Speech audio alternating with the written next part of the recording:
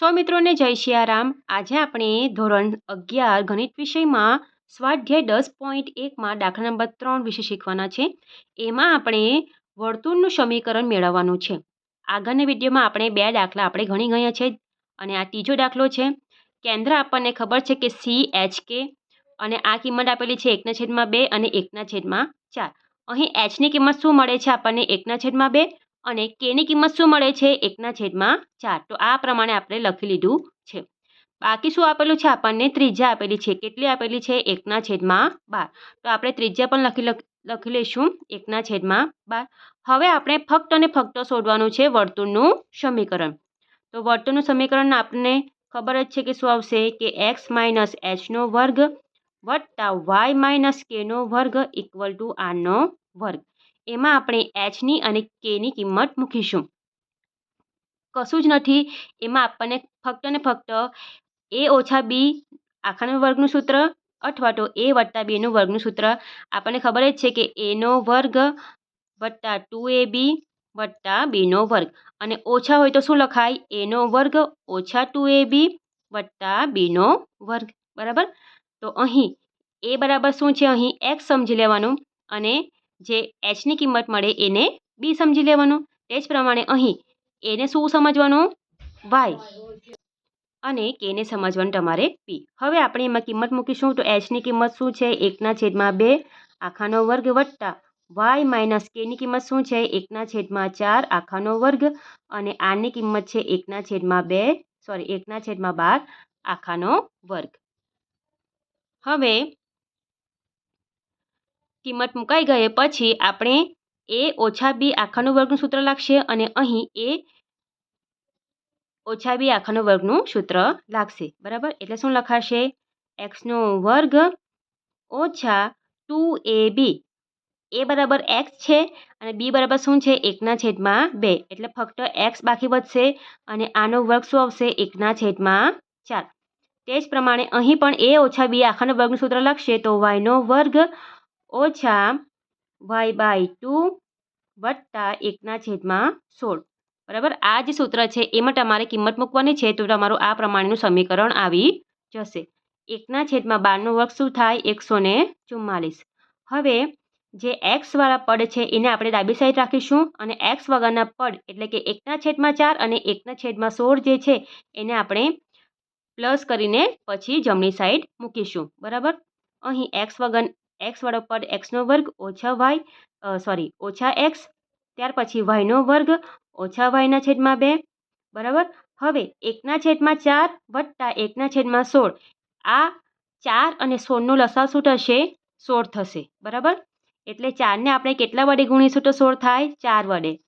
તો અહીં આપણે 4 વત્તા 1 આ 1 છે આખાના છેદમાં 16 લખાશે અને અહીં આવશે 1/144। અહીં આપણને શું મળશે 5/16 મળશે। બરાબર। અને આ જે છે એ એમનું એમ લખીશું x નો વર્ગ ઓછા x વત્તા y નો વર્ગ ઓછા y/2 અહીં આપણને મળશે 5/16 કેટલા મળશે 16। બરાબર।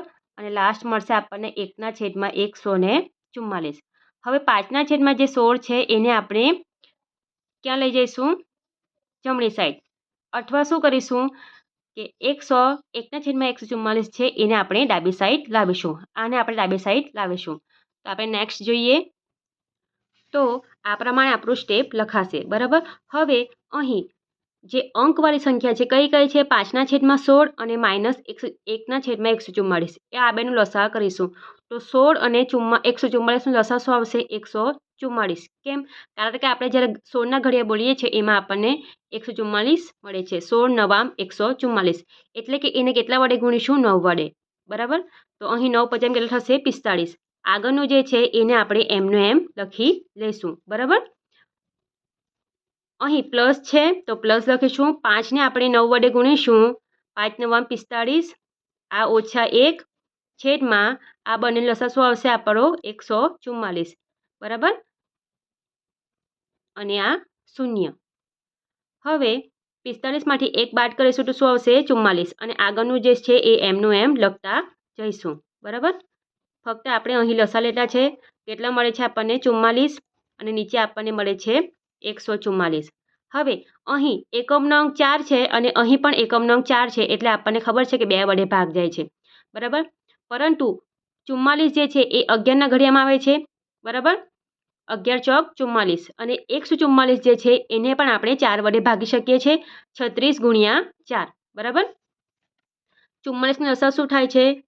44 એટલે કે 11 ગુણ્યા 44, સોરી 11 ગુણ્યા 4 અને 144 એટલે 36 ગુણ્યા 4, બરાબર. આગળનું જે છે એ આપણે સેમ ટુ સેમ જેવું છે એવું આપણે લખી લઈશું. બંને સંખ્યાને આપણે 4 વડે ભાગીશું તો ઉપર આપણને અંશમાં જવાબ મળશે 11 અને નીચે મળશે આપણને 36.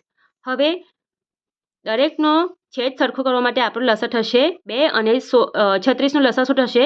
36. એટલે એને કેટલા વડે ગુણીશું? અહીં 36 વડે, એટલે 36x નો વર્ગ ઓછા 36x, અહીં શું થશે? વત્તા 36y નો વર્ગ. અને અહીં 2ને આપણે કેટલા વડે ગુણીશું? 36 થાય 18 દુ 36, એટલે શું આવશે? ઓછા 18y અને આ 11 નો 11 ઇક્વલ ટુ 0, બરાબર. આ લસા જે છે એને આપણે આ બાજુ ગુણાકારમાં લઈ જઈશું તો શૂન્ય થશે. તો ફાઇનલી આપણને આન્સર મળે છે 36x નો વર્ગ ઓછા 36x વત્તા 36y નો વર્ગ ઓછા 18y વત્તા 11 ઇક્વલ ટુ 0, બરાબર. તો આ પ્રમાણે આપણો દાખલા નંબર 3 પૂર્ણ થાય છે. વિડીયો પસંદ આવ્યો હોય તો વિડીયોને જરૂરથી લાઇક કરજો. ચેનલ ઉપર નવા હોય તો સબસ્ક્રાઈબ જરૂરથી કરજો. મળીએ આપણે આગળના વિડીયોમાં. સૌને રાધે રાધે.